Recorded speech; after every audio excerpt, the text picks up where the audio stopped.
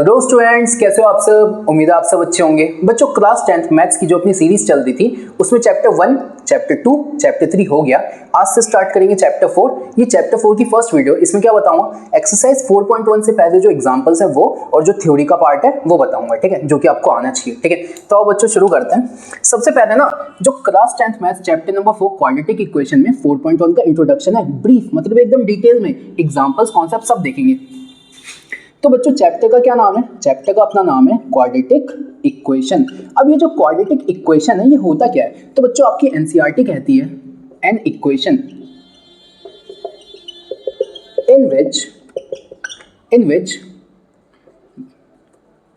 in which the degree of polynomial is 2। ठीक है, is 2। ठीक है बच्चों, तो an equation in which the degree of polynomial is 2, इसका क्या मतलब है? तो मैंने कहा बच्चों, मैं आपके सामने एक क्वेश्चन लिखता हूँ, ax² + bx + c = 0, जहां मैं आपसे कहता हूँ a b c ये ना फिक्स है। तो बच्चों, जो फिक्स होते हैं ना, इसी को मैं कांस्टेंट कहता हूँ। क्या बोलता हूँ? कांस्टेंट। लेकिन क्या फिक्स नहीं है? तो x की वैल्यू फिक्स नहीं है। तो जिसकी वैल्यू फिक्स नहीं होती ना, उसे वेरिएबल बोलता हूँ। तो जो x है ये क्या है? वेरिएबल। अब बच्चों, इस स्टेटमेंट को आप ध्यान से देखोगे तो एक इक्वेशन आई है। सबसे पहले इक्वेशन क्या होता है बच्चों? जो इक्वेशन वर्ड है ना, ये आया है इक्वल टू से। और जरा ध्यान से देखो, इस चीज को आप ध्यान से देखो, क्या यहाँ पे आपको इक्वल टू दिख रहा है? तो इस इक्वल टू की वजह से वर्ड आता है इक्वेशन। क्या बात क्लियर? अब इक्वेशन तो समझ गया मैं, इक्वेशन तो समझ गया। क्वाड्रेटिक क्या होता है? तो क्वाड्रेटिक वो होता है जिसकी डिग्री 2 होती है। अच्छा, डिग्री क्या होता है? तो बच्चों, अगर आपने पॉलिनोमियल्स वाला चैप्टर देखा है तो बहुत अच्छी बात है, नहीं देखा है तो फटाफट देखो क्या होता है। देखो, डिग्री का मतलब होता है डिग्री का मतलब होता है कि कोई भी जो पॉलिनोमियल है, उस पॉलिनोमियल में जो भी वेरिएबल है ना, उस वेरिएबल की हाईएस्ट पावर क्या है। फॉर एग्जांपल अगर आप इस क्वेश्चन को देखो बच्चों, तो मैंने कहा यहाँ पे ये वेरिएबल है, ये वेरिएबल है, इसमें तो है ही नहीं। तो x की पावर 1 है, x की पावर 2 है। अब मैंने कहा इस क्वेश्चन को ध्यान से देखो और मुझे बताओ x की सबसे बड़ी कौन सी पावर है? तो आपने कहा देखो भैया, यहाँ पे पावर है 1, यहाँ पे पावर है 2। तो मैंने कहा x की बड़ी पावर 1 है कि 2 है? तो भाई सिंपल सी बात है, 2 बड़ा होता है ना। तो मैंने कहा यहाँ पे इस इक्वेशन में x की सबसे बड़ी पावर कौन सी है? 2। तो बच्चों, जिस इक्वेशन में x की सबसे बड़ी पावर 2 होगी ना, उसी को क्वाड्रेटिक बोलता हूँ। और x की सबसे बड़ी पावर को ही क्या बोलता हूँ? डिग्री। क्या बोलता हूँ? डिग्री। तो किसी भी पॉलिनोमियल जिसकी डिग्री 2 है ना, अगर वो इक्वल टू समथिंग है तो उसे क्या बोला? Quadratic equation. और उसे दिखाओगे ऐसे। ये हो गया क्या? अब सुनना बच्चों, सुनते जाना, मजा आएगा आपको। अब देखो इसके आगे, तो मैंने कहा ये बताओ, अगर कोई क्वाड्रेटिक इक्वेशन है तो क्या उसका कोई स्टैंडर्ड फॉर्म होगा? अगर कोई क्वाड्रेटिक इक्वेशन है तो क्या उसका कुछ स्टैंडर्ड फॉर्म होगा, मतलब उसको लिखने का कुछ तरीका होगा क्या? तो हाँ, बिल्कुल है। सबसे पहले आप लिखो ax², फिर आप लिखो bx, फिर आप लिखो c और आगे लगा दो 0। बच्चों, एक चीज देखना इसमें, सबसे पहली चीज तो मैंने ये देखी है, पहले x की पावर 2 थी, फिर x की पावर 1 थी। तो यहाँ पे जब मैं जा रहा हूँ ना, तो मैं जो वेरिएबल की पावर है वो डिक्रीज हो रही है। पहली चीज मैंने क्या देखी कि जो वेरिएबल की पावर है वो क्या हो रही है? डिक्रीज। और बच्चों, यही दिखने का तरीका होता है। जैसे कभी बाद में मैं एक ऐसी इक्वेशन लिखना चाहूँ, ax³ + bx² + cx + d, तो लिखने का तरीका ये है, पहले 3, फिर 2, फिर 1, फिर कुछ नहीं। जैसे 4 लिखूंगा तो 4, फिर 3, फिर 2, फिर 1, फिर 0। तो बच्चों, ऐसे ही दिखा जाता है। तो क्योंकि पहले 2 था तो पहले 2, फिर 1 था तो 1, और यहाँ कुछ नहीं। ठीक है, तो मैंने कहा पहली चीज जो मैंने नोटिस करी बच्चों वो ये थी कि यहाँ पे वेरिएबल की पावर डिक्रीज हो रही है। दूसरी चीज मैंने क्या नोटिस करी कि हाईएस्ट पावर ऑफ वेरिएबल क्या है? बताओ जरा, हाईएस्ट पावर ऑफ x क्या है? तो अभी भैया आपने बताया था कि जो x की हाईएस्ट पावर होती है वही क्या होती है? डिग्री। तो मैंने कहा इस इक्वेशन की डिग्री कितनी दिख रही है? तो जरा ध्यान से देखो, यहाँ दिख गई। अच्छा, तीसरी चीज मैंने क्या देखी? तीसरी चीज मैंने ये देखी कि क्योंकि इसकी डिग्री 2 है बच्चों, जिन आप में से जिनने मेरी पॉलिनोमियल्स वाली वीडियो देखी है तो मैंने आपको सिखाया था कि जितनी डिग्री होती है ना, मैक्सिमम नंबर ऑफ जीरोज उतने हो सकते हैं और मिनिमम कुछ भी नहीं हो सकते। तो मैंने कहा क्योंकि इसकी डिग्री 2 है तो इसकी कितने जीरोज आ सकते हैं? तो मैक्सिमम 2 जीरोज। मैक्सिमम कितने जीरोज आ सकते हैं? 2। अच्छा, मैक्सिमम तो 2 आ सकते हैं, लेकिन कम से कम, तो बच्चों कम से कम कुछ भी नहीं आएगा। मिनिमम नो जीरो, कोई भी जीरो नहीं आएगा। अच्छा चौथी चीज देखो, चौथी चीज बच्चों, ये जो जीरोस मैं बोलता हूँ ना, जब तक हम पॉलिनोमियल्स वाले चैप्टर में थे ना, तब तक हम सॉल्यूशंस को क्या बोलते थे, जीरोस। यहाँ पे आप जीरोस बोल दो या फिर सॉल्यूशंस बोल दो, ठीक है, या फिर इसी को बोल दो वैल्यू ऑफ एक्स, इसी को क्या बोल दो, वैल्यू ऑफ एक्स, या फिर इसी को बच्चों कहीं कहीं रूट्स बोलते हो, कहीं कहीं क्या बोलते हो, रूट्स, ठीक है। तो जब भी आपसे क्वाड्रेटिक इक्वेशन में ये बोले कि इक्वेशन को सॉल्व करो, या इक्वेशन के जीरोस निकालो, या इक्वेशन का सॉल्यूशंस निकालो, या इक्वेशन में एक्स की वैल्यू निकालो, या इक्वेशन के रूट्स निकालो, सबका मतलब एक ही है और सबका मतलब है जीरोस निकालो। इसके क्या निकालो, जीरोस। और बच्चों जीरोस का ये मतलब होता है कि एक्स की वो वैल्यू जो कि ये जो लेफ्ट हैंड साइड है ना, लेफ्ट हैंड साइड, इसको राइट हैंड साइड के बराबर कर दे। तो किसी भी इक्वेशन में सॉल्यूशंस का मतलब ही यही होता है कि जो एलएचएस को आरएचएस के बराबर कर दे। इसका मतलब अगर आरएचएस में जीरो है तो यानी एलएचएस भी क्या बना दे, जीरो। और जो एलएचएस जीरो बना दे, क्या मैं उसको जीरो ही तो कहूंगा, कहां गया ये रहा, ठीक है। तो ये बेसिक इंट्रोडक्शन था। अब बच्चों यहां से सवाल कैसे बनेंगे ये तो आप समझ गए। अब यहां से सवाल ये बनता है कि यार ये बताओ ना, अगर कोई इक्वेशन क्वाड्रेटिक है तो उसके पास क्या होना चाहिए, सिर्फ एक चीज कि उसकी डिग्री कितनी होनी चाहिए, 2। तो मैंने कहा कभी क्या इस टाइप का सवाल आया कि बताओ भाई ये क्वाड्रेटिक है कि नहीं, तो सीधा सीधा मैं ये कहूंगा कि अगर ये क्वाड्रेटिक है ना तो इसमें जो एक्स वाई जेड जो भी वेरिएबल है उसकी सबसे बड़ी पावर 2 होनी चाहिए, सबसे बड़ी पावर, समझे आप। तो फटाफट इसे नोट करो।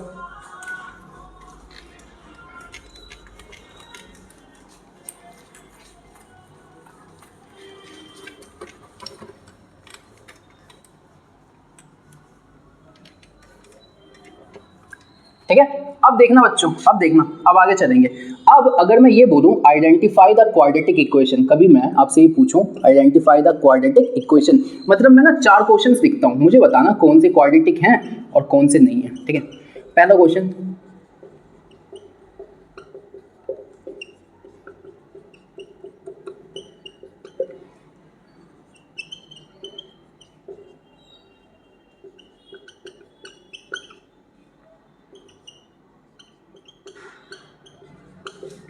ये 4 क्वेश्चन है बच्चों, बताओ कौन सा इसमें से क्वाड्रेटिक है और कौन सा नहीं है।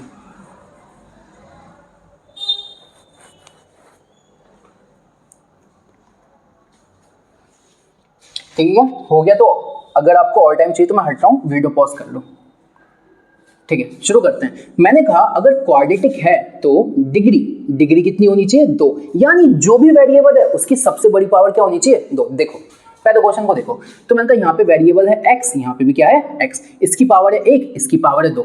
तो मैंने कहा यार देखो ना, वेरिएबल की पावर 1 भी है, वेरिएबल की पावर 2 भी है, देनी कौन सी है, बड़ी वाली पावर। तो x की पावर 1 बड़ी है कि 2, तो भाई पावर है 2। तो मैंने कहा इसकी डिग्री कितनी हो गई, 2। जिसकी डिग्री होती है क्या वो क्वाड्रेटिक इक्वेशन होता है, सही बात है। इसको देखो, अब बच्चों देखो ऐसा नहीं है, ऐसा मत सोचना कि जो क्वाड्रेटिक इक्वेशन है उसको x में दूंगा। मेरे भाई ये वेरिएबल ही तो है, तो x की जगह t दे दूं, b c कुछ भी दे दूं, मेरी मर्जी है ना। ज्यादातर आप x y t m यही सब देते हो, ठीक है। तो इस बार वेरिएबल क्या है, t। तो मैंने कहा यहाँ बताओ, ये भी t है, अच्छा सॉरी ये t नहीं है, ये प्लस है, ये क्या है प्लस, ये t है। तो मैंने कहा यहाँ पे t की पावर है 2 और यहाँ पे t की पावर कितनी है, 1। अब मुझे बताओ सबसे बड़ी पावर कौन सी है, 2। और जिस इक्वेशन में वेरिएबल की सबसे बड़ी पावर 2 हो, क्या मैं उसी को क्वाड्रेटिक कहता हूँ, हाँ भाई। तो क्योंकि इसकी डिग्री 2 है तो क्या ये क्वाड्रेटिक इक्वेशन होगा, सही बात है। अब थर्ड वाले को देखो, थर्ड वाले को बच्चों, अगर आप थर्ड वाले को ध्यान से देखोगे ना, अगर आप थर्ड वाले को ध्यान से देखोगे तो आप एक चीज नोटिस करोगे कि मैंने कहा यहाँ पे m की पावर है 1, यहाँ पे m की पावर है 2 और यहाँ पे m की पावर कितनी है, 3। अब मुझे एक बात का जवाब दो, इसको मैं करूंगा कैसे। तो मैंने कहा भैया देखो आपने तो बताया कि वेरिएबल की सबसे बड़ी पावर, तो मैंने कहा यहाँ पे वेरिएबल की पावर है 1, यहाँ पे है 2 और यहाँ पे कितनी है, 3। सबसे बड़ी कौन सी है, 3।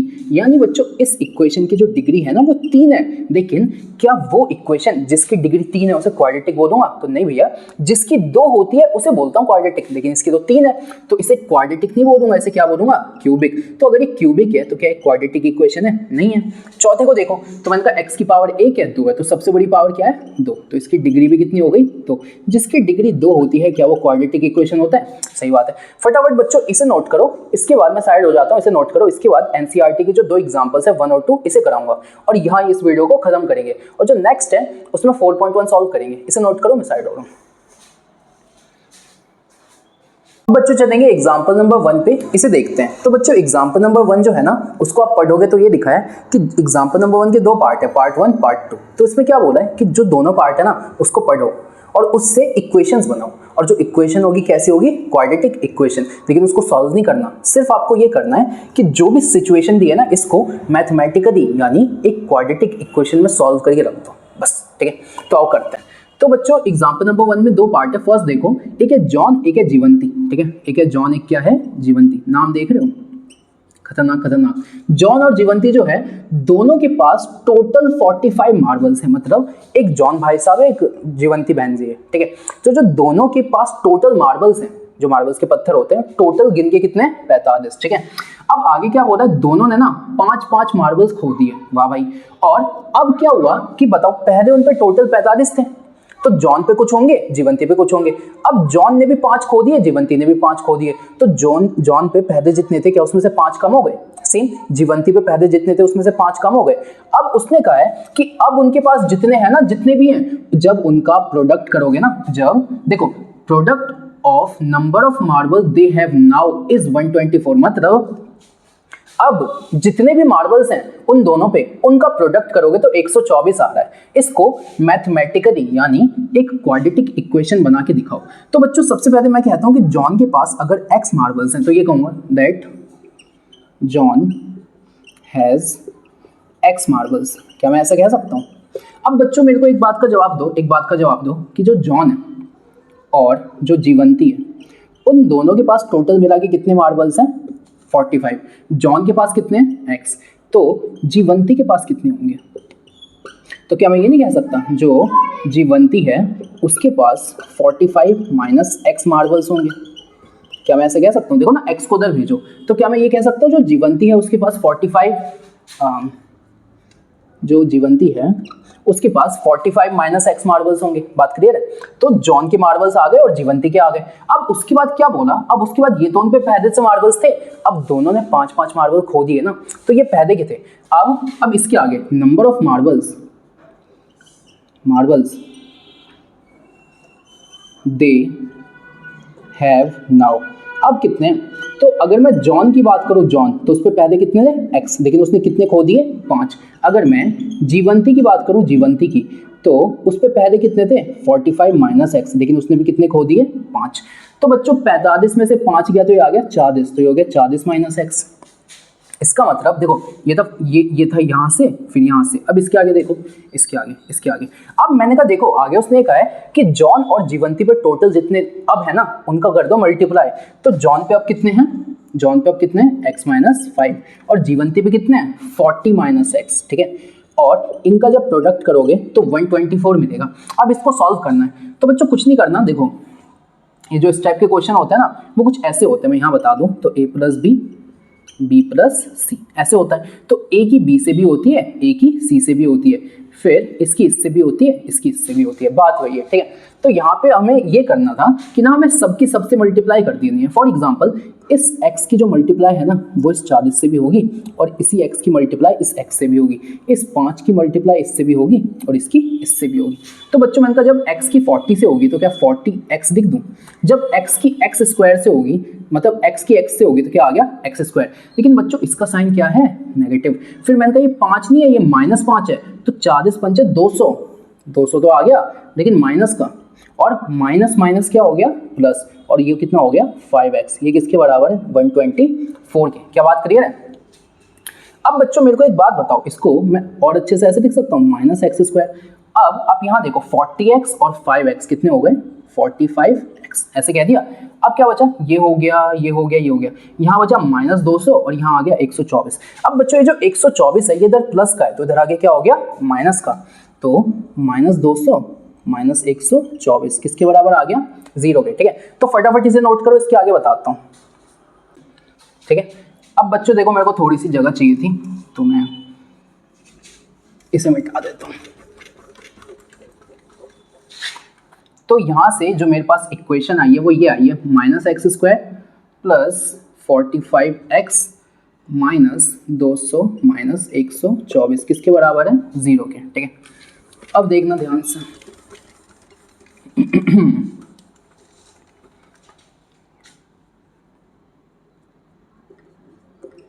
ठीक है। तो अब देखना minus x square plus 45x और ये कितना हो गया, तो माइनस 200, ये हो गया माइनस 324, किसके बराबर, 0 के। अब बच्चों मैं चाहूँ तो ये आंसर कंप्लीट हो गया, लेकिन एक बात बताओ ना, यहाँ पे एक्स स्क्वायर पे माइनस अच्छा थोड़ी रखता है। तो देखो छोड़ तो मैं यहाँ भी सकता हूँ, लेकिन आपकी एनसीईआरटी कहती है कि ना आप कोशिश करो कि एक्स स्क्वायर पे माइनस ना आए। तो क्या करो, तो ऐसा करो माइनस को ना इन दोनों को माइनस से मल्टीप्लाई कर दो। तो मैंने कहा जो ये वाला है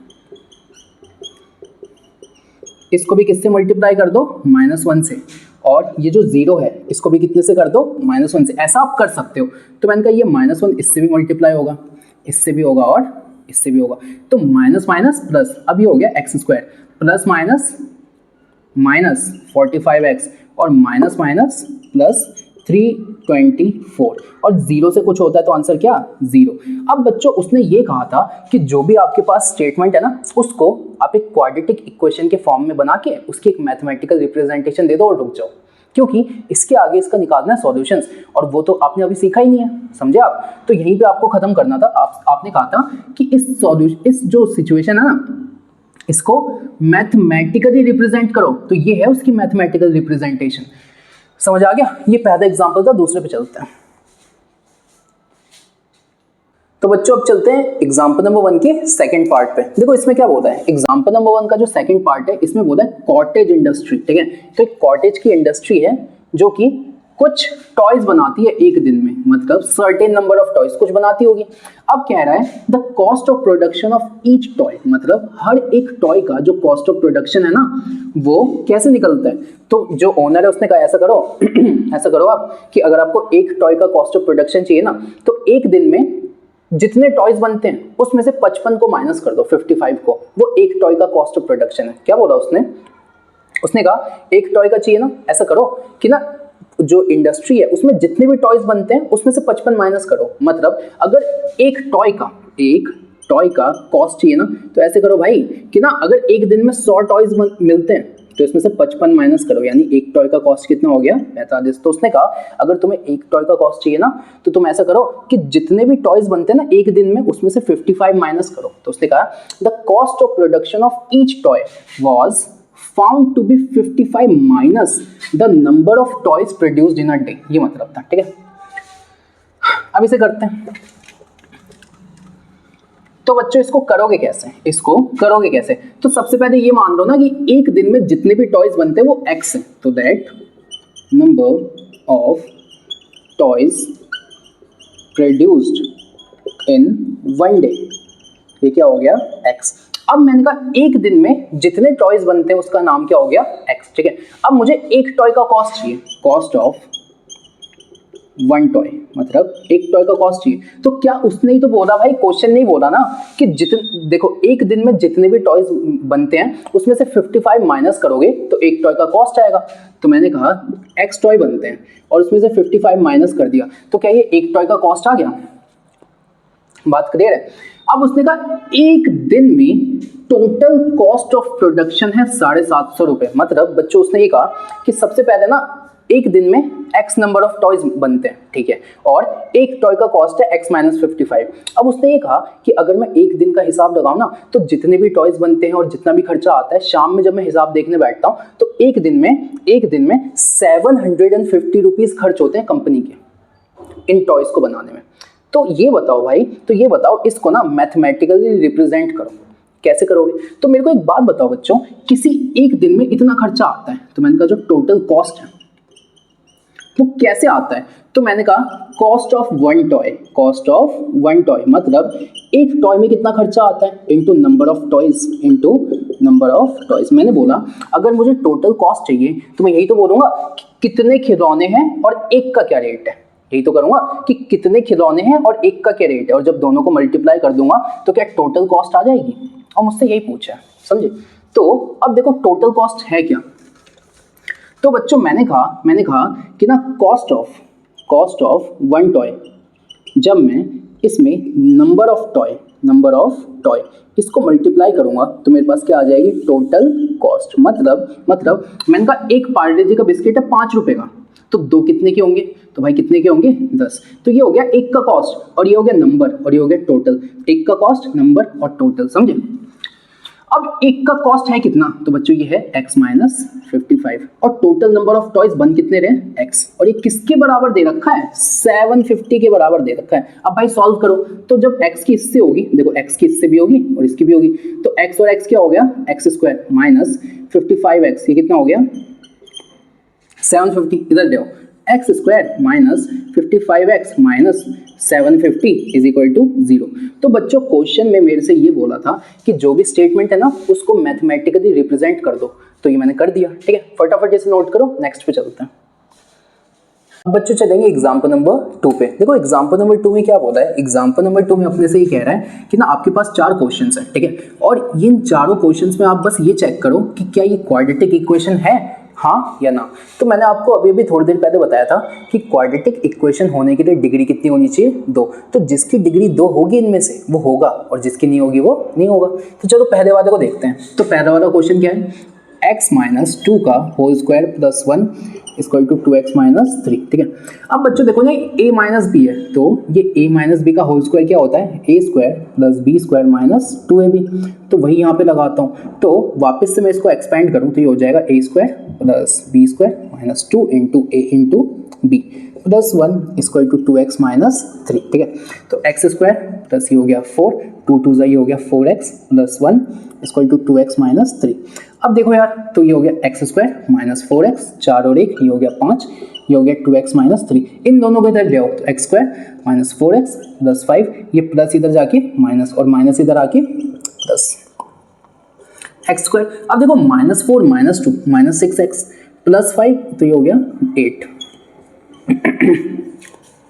ठीक है बच्चों, तो जब मैंने पहले वाले क्वेश्चन को एक्सपेंड किया तो मेरे पास आया x square minus 6x plus 8 equal to 0। यहाँ पे मैंने एक चीज़ नोटिस करी कि इसकी जो डिग्री है वो कितनी है 2, और जिसकी डिग्री 2 होती है तो yes it is a quadratic equation. ठीक है, तो ऐसे करना है आपको, फटाफट इसे नोट करो, फिर ये तीनों पार्ट्स भी कराता हूँ।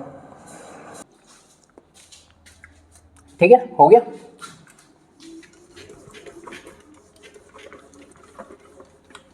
अब बच्चों फर्स्ट हो गया, तो फर्स्ट वाला है।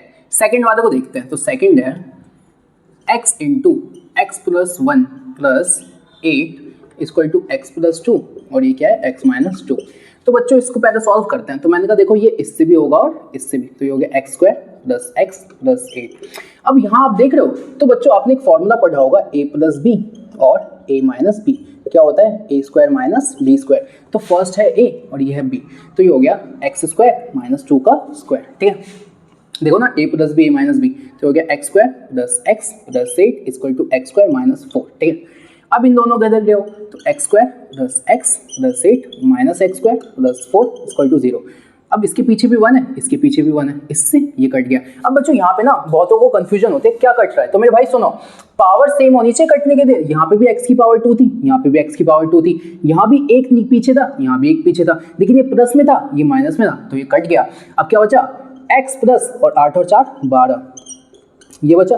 अब मैंने कहा इसकी डिग्री कितनी है, तो x की पावर कितनी दिख रही है 1, तो इसकी डिग्री कितनी है 1। जिसकी डिग्री 1 होती है क्या वो क्वाड्रेटिक होता है, नहीं, क्वाड्रेटिक के लिए क्या होनी चाहिए 2, तो no it is not a quadratic equation. ठीक है, फटाफट इसे नोट करो, थर्ड फोर्थ बताता हूं। ठीक है,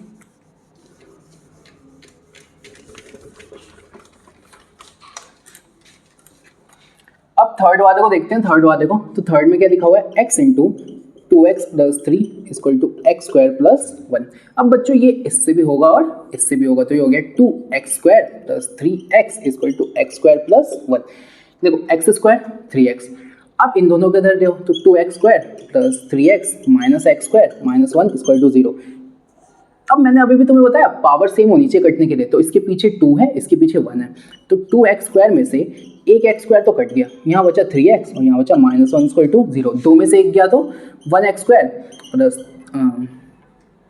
plus 3x minus 1 equal to 0। अब बच्चों ध्यान से देखो, मैंने कहा यहाँ पे x की पावर 1 है, यहाँ 2 है, तो हाईएस्ट पावर क्या है 2। तो भाई इसकी डिग्री कितनी है, इसकी डिग्री कितनी है, तो इसकी डिग्री है 2, और जिसकी डिग्री 2 होती है वही तो होता है, तो yes it is a quadratic equation. ठीक है, फटाफट इसे नोट करो, फोर्थ करते हैं।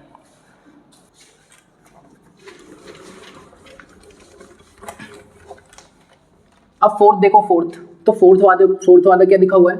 फोर्थ वाला लिखा हुआ है x प्लस 2 का whole cube equal to x cube minus 4। अब बच्चों यहाँ पे आपने एक फॉर्मूला पढ़ा है, a प्लस बी का whole cube, a cube plus b cube plus 3a square b plus 3a b square, ये फॉर्मूला होता है। तो मैंने कहा ये है a, ये क्या है b। तो अब जरा ध्यान से देखो, तो a क्यूब यानी x क्यूब, b क्यूब यानी 2 का क्यूब प्लस 3 इंटू a यानी x, और a का क्या है? स्क्वायर, तो x का क्या कर दो? Square into b into 2 plus 3 into a into x। अब b का क्या करो? स्क्वायर, तो 2 का स्क्वायर। ठीक है, वापस देखो, a cube b cube 3 a का स्क्वायर x का स्क्वायर b यानी 2 प्लस है तो प्लस, 3 है तो 3, फिर a यानी x, b का स्क्वायर यानी 2 का स्क्वायर। ठीक है, अब इसको देखो, तो x क्यूब प्लस 2 का क्यूब 8, 3 दूनी 6x स्क्वायर। अब यहाँ देखो, प्लस 3 इंटू एक्स इंटू 2 का square 4, x cube plus 8 plus 6x square, 4 3 जा 12x। हाँ, ये कितना आ गया? 12x। अब बच्चों ध्यान से देखो ना, ये तो मैंने ये वाला सॉल्व किया है, अभी ये भी तो है, तो इन सब के इक्वल टू में यहाँ पे क्या चल रहा है? एक्स क्यूब माइनस 4 और यहाँ भी क्या चल रहा है? X cube minus 4। क्या यहाँ तक की बात क्लियर है? यहाँ तक की बात क्लियर है। अब इनको इधर ले आओ, तो x cube plus 8 plus 6x square plus 12x minus x cube plus 4 equal to 0। भाई साइन बदल गए, अब इसके पीछे भी 1 है, इसके पीछे भी 1 है, ये पॉजिटिव है, ये नेगेटिव है, पावर भी सेम है, तो ये कट गया क्या? अब यहाँ पे क्या बचा? तो बच्चों यहाँ पे बचा 6x स्क्वायर प्लस 12x, और 8 और 4 कितने हो गए? 12 इज इक्वल टू 0। क्या यही बचा? क्या यही बचा? तो मैंने कहा ये बताओ ना, डिग्री कितनी है? 2, तो डिग्री कितनी आ गई? 2, और जिसकी डिग्री 2 होती है वो क्या होता है? Quadratic equation. तो yes, it is a quadratic equation. क्या बात क्लियर है? It is a quadratic equation.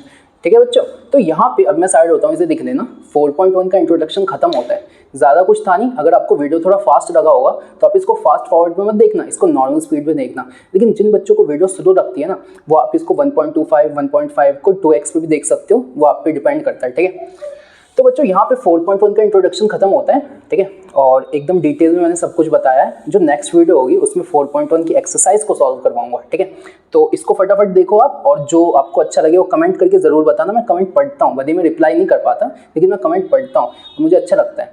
तो आप एक बार बताना कि भैया क्या सुधारना चाहिए आपको, है ना, वो चीज़ मैं इंप्रूव करूँगा। बाकी आप इसे पढ़ो, पढ़ाई करते रहिए। All the very best. मिलते हैं नेक्स्ट वीडियो में बहुत जल्दी।